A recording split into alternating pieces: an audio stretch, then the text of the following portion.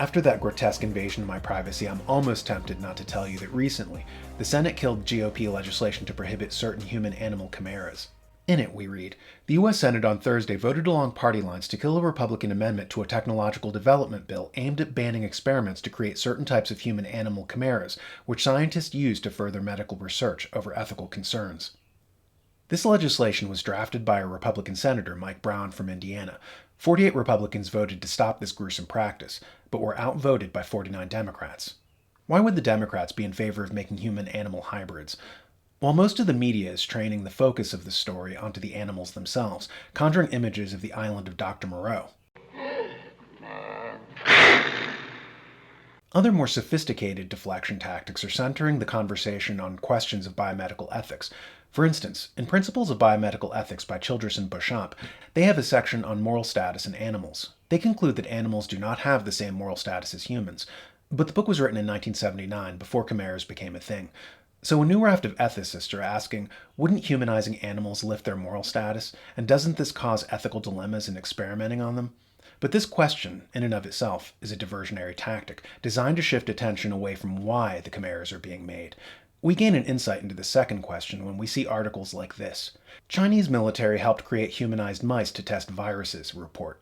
In it, we read, Chinese military researchers were part of a project that created mice with humanized lungs, apparently to test the infectiousness of various viruses, according to a Blockbuster report Thursday. The bioengineered rodents were developed using gene editing technology known as CRISPR and are mentioned in an April 2020 study that U.S. government virologists flagged for National Security Council officials investigating the origins of the coronavirus, Vanity Fair said. So what the issue of chimeras has to do with is the creation of bioweapons and the ability to quietly test on humanized animals to ensure that weapons are operating as designed. So what the Democrats in the Senate were quietly doing was ensuring that we have a bioweapon-based economy going forward, in direct contradiction to both international law and U.S. law, which brings us to our second story. In Industries of the Future by Alec Ross, he writes, the last trillion-dollar industry was built on a code of ones and zeros. The next will be built on our genetic code.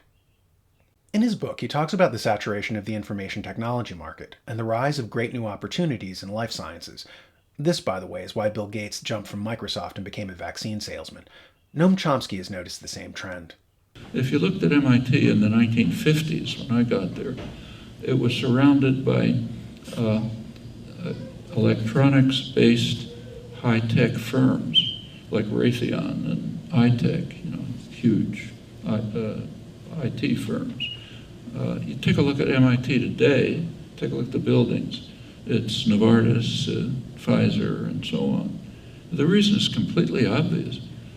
During the 50s and 60s, the cutting edge of the economy was electronics-based.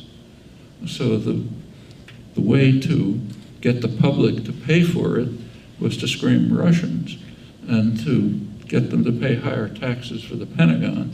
And then the Pentagon would fund the research and development, like my own salary, for example. I shouldn't complain too much.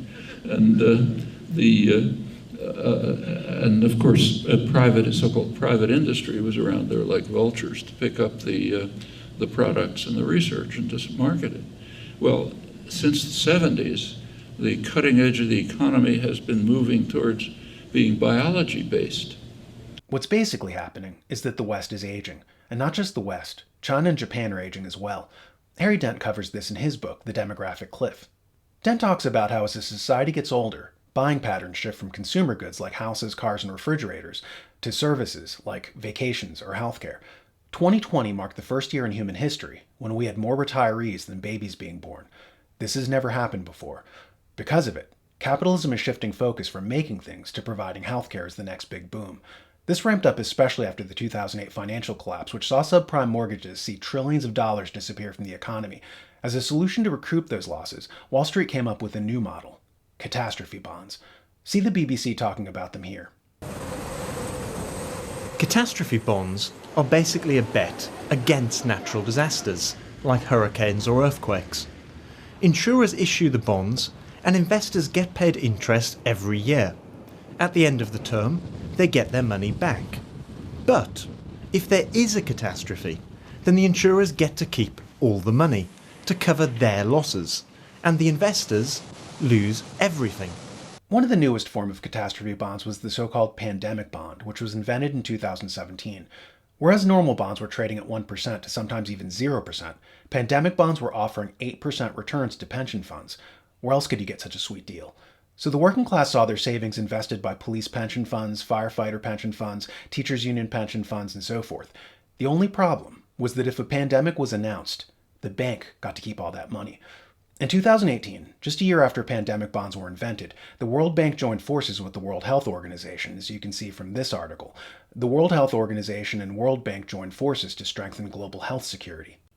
The very next year, when the World Health Organization declared a pandemic, trillions of dollars changed hands from the working class to the banking system. One World Health Organization whistleblower talks about it here. So, the World Bank has signed with Gavi, the Global Alliance for Vaccine Initiative, Bill Gates, a partnership for the International Finance Facility to Immunization, IFFIM. What I found is that WHO, Gavi, and the Swiss government have signed agreements on managing the pandemic, and not only about the immunity. What I also found is that Gavi has made partnership with bilateral agencies of the United Nations for, like World Bank, probably others. World Bank is very important because they created something called the IFFIM, the International Financial Facility for Immunization, and this mechanism is really incredible. This mechanism is a mechanism that helps Gavi to get funds and donors, and those donors are member states. So we can find, like Italy has given millions to Gavi through this mechanism. They are having a stock bond market. They have made a financial system that so each time the country gives our taxes to the IFFM, they give it, in fact, to Gavi to apply his immunization program and global plan of vaccine, that you can find the plan on WHO 2016. So the public-private partnership of Gavi and WHO goes beyond that. It goes with multinationals, and it is also a creation of organs that suddenly act with finance. Long story short, the new economy isn't going to be like the old economy, which was predicated on productivity and making things. In the new model, the global banking system, which was on the edge of insolvency, came up with a new paradigm based on an aging population. Every time a new virus is declared, trillions of dollars will be funneled into the bank accounts of the people declaring the appearance of the viruses. A second revenue stream will be exploited when nations channel taxes into so-called pandemic preparedness funds. Want to know when the next pandemic will strike? Check the pandemic bond maturity date of the last batch of bonds. People fear any political leader who has his finger on the red button. What political leaders fear is people having their finger on the red button, the subscribe button. Push it and see their narratives explode. Also consider donating to help keep these videos coming. And don't forget our website and newsletter, thenewamerican.com.